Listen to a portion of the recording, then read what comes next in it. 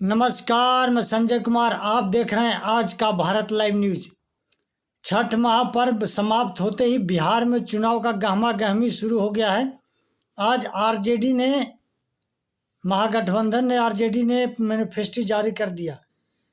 Manifesto महागठबंधन का नहीं, इसको तेजस्वी का प्रण नाम दिया है और इसमें 125 बिंदुओं पे घोषणा किया गया है। घोषणा पत्र चुनाव में सभी पार्टियों का आता है।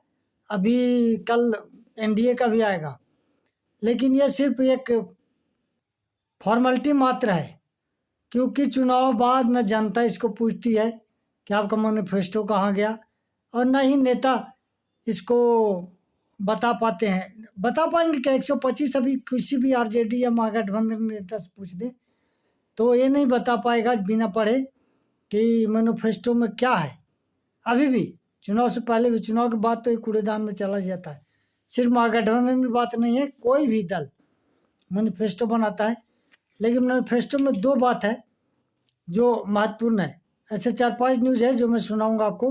पहले मैनिफेस्टो पे चलते, फिर राहुल गांधी पे चलते हैं, फिर एक कांग्रेस पार्टी ने ब्लंडर किया है आसाम में, वो सुनाऊंगा न्यूज़ आपको। मैनिफेस्टो में दो मैंने देखा, उस पर मुझे बड़ा आपत्ति हुआ। खैर, ये राजनीतिक दल है, मैनिफेस्टो जारी करते हैं, पता नहीं कैसे वादा पूरा करेंगे। लेकिन मेरा मानना ये है कि जब ज़्यादा भूखे रहते हो आप, तो दोनों हाथ से नहीं खाता कोई भी। तेजस्वी यादव जी को मुख्यमंत्री बनने की जल्दी है, और कोई भी चाहता है, राजनीतिक पार्टी है तो मुख्यमंत्री बनने के लिए लड़ रहे, घोषणा भी हो गया है। लेकिन मैं पहले एक वीडियो बनाया था कि हर परिवार को एक नौकरी, सरकारी नौकरी।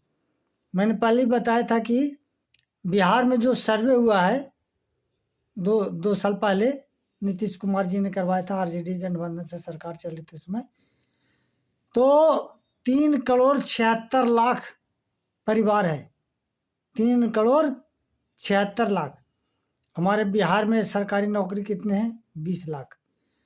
20 लाख वैकेंसियाँ हैं। 20 लाख तो लगभग मान लीजिए कि 15 लाख भरे हुए हैं। 20 लाख भी नौकरी देंगे, नया ये 20 लाख माइनस कर देता हूँ, तब भी कितना भी माइनस करे तो 2.5 करोड़, 25 कर देता हूँ, 26 लाख माइनस कर देता हूँ, तो 2.5 करोड़ नौकरी कहाँ से देंगे? किस विभाग में देंगे? क्या जो पान के गुमटी पे पान बेच रहा है उसको बोलेंगे तुम सरकारी नौकरी कर रहे हो, ऐसे सरकारी पान बेचो? क्या हल चला रहा है, मिस्त्री है, कोई भी गाड़ी चला रहा है, सबको सरकारी घोषित कर देंगे? कहाँ लगाएंगे? 2.5 लाख कोई माने रखता है यार। लेकिन ठीक है, आरजेडी का है और तेजस्वी का प्रण है, तो देखते हैं इलेक्शन में अगर जीतेंगे तो उनका प्रण देखा जाएगा, हार जाएंगे तो फिर तो कहना ही क्या है, कुछ नहीं कर सकते। दूसरा, वक्फ बोर्ड का जो बिल आया है, केंद्र सरकार ने लाया है, इन्होंने उसका ही बोला है कि हम सरकार में आएंगे तो वक्फ बिल को फाड़ के कूड़ेदान में फेंक देंगे। तो सरकार जो लाई, केंद्र सरकार का बिल, अब उसको कैसे फाड़ोगे? उसमें तो राज्य सरकार का कोई अधिकार नहीं कि फाड़ देगा, कैंसिल कर देगा, अपना नया बिल ले आएगा। ऐसा तो संविधान में प्रावधान नहीं है। पहले आप तो बोलते हो कि संविधान के रक्षक हैं हम लोग, संविधान बचा रहे हैं, और फिर संविधान के खिलाफ बात करना। अगला न्यूज है कि पहले तेजस्वी यादव, जो हमारे कर्पूरी ठाकुर जी थे, गरीबों को मसीहा, उनका नाम जन नायक दिया गया था, क्योंकि जनता के बीच में बहुत लोकप्रिय थे, गरीबों के लिए बहुत कुछ किए थे, मुख्यमंत्री भी रहे और आवाज़ उठाते रहे। पहला जो ओबीसी और ईबीसी का आरक्षण दिया हुआ उन्हीं का है, कानून बनवाए थे, तो उनका उपाधि ले लिए तेजस्वी यादव। और आज कांग्रेसियों ने वही उपाधि राहुल गांधी जी को भी दे दिया। राहुल गांधी जी आज बिहार में आए हुए थे, और पता ही है कि वो अब शब्द बोलने के लिए जाने जाते हैं। वही मोदी पे अटैक कर रहे थे। पहले तो उपाधि चोरी किया आपने। राहुल गांधी तो नाम भी, टाइटल भी डुप्लीकेट ही लेके घूम रहे हैं। सच बात है, गांधी उनका टाइटल नहीं है, ये नेहरू खानदान से है, कोई इंदिरा जी के खानदान से टाइटल नहीं है। महात्मा गांधी का टाइटल उन्होंने उधार लिया हुआ है। फिर अभी जननायक भी ले लिए।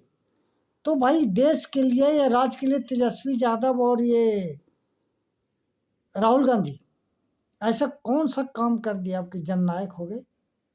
तो इससे भी आपको नुकसान होगा इलेक्शन में। जो ईबीसी हैं, जिनके लिए कर्पूरी ठाकुर जी ने या लोक नायक जयप्रकाश नारायण ने किया है, तो उनके टाइटल आप चोरी करोगे तो आपको नुकसान होगा। तीसरा, राहुल गांधी बिहार के इलेक्शन को मोदी बीएस राहुल करना चाह रहे हैं, और ये जब होगा तो तेजस्वी जी को और ज़्यादा झटका लगेगा। पता है, राहुल गांधी जी बोलते बोलते कुछ ऐसा फ्लो में बह जाते हैं, क्या बोलते हैं उनको खुद ही नहीं पता।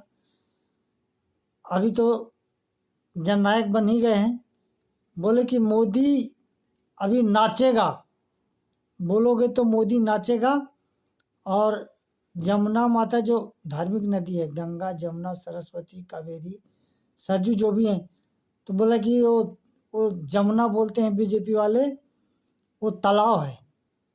भाई नदी आपके राज्य में, किसी के राज्य में बीजेपी 11 साल से है, साफ नहीं कर पाई, तो सबको बोला जाएगा, केजरीवाल भी थे। लेकिन किसी नदी को अब तालाब बोलने से तालाब थोड़ी जाएगा। अभी उसी तालाब में पूरा दिल्ली डूबा हुआ था, उसी जमुना के पानी में। तो कौन सा तालाब है? बोला मोदी अभी तालाब में छठ किया है, और अभी तो बोलोगे तो नाचेगा। तो जब मोदी का शब्द बोलोगे और उसी को विक्टिम मोदी खेलेगा, तो फिर आपको नुकसान होगा। और कांग्रेस वालों का कहना ही क्या है, आज असम में कांग्रेस मुख्यालय में बांग्लादेश का, फिर से सुनिएगा, कांग्रेस मुख्यालय में बांग्लादेश का राष्ट्रगान गाया गया। भाई बांग्लादेश का राष्ट्रगान आप क्यों गा रहे हो अभी कांग्रेस के मुख्यालय में? क्या आप देश को, नॉर्थ ईस्ट को अलग करना चाहते हो क्या? उस पर राहुल गांधी जी को संज्ञान लेना चाहिए था, कुछ बोलना चाहिए था। जो वहाँ नेता थे उनको सस्पेंड करना चाहिए था, पार्टी से निकालना चाहिए था। लेकिन नहीं, पता नहीं फ़ोन करके शाबाशी भी दिए होंगे। ये मुस्लिम भाइयों को खुश करने के लिए करते हैं। ठीक है, कीजिए। वो आप जो राजनीति कर रहे हैं वो जनता आपको जवाब देगी। अभी तेजस्वी का प्रण बता दिया मैं, 125 प्रण है। तो प्रण तो प्रण ही रहते हैं। कल एनडीए का भी आ रहा है प्रण, देखते हैं क्या है उसमें। उसमें कुछ खास होगा तो बताऊंगा। वो भी फेक ही रहता है, किसी का भी हो। कोई इसका इलेक्शन के बाद देखता नहीं है। आज के वीडियो में इतना ही। अगर आपको वीडियो अच्छा लगे तो लाइक कीजिए, शेयर कीजिए, सब्सक्राइब कीजिए। नमस्कार, धन्यवाद।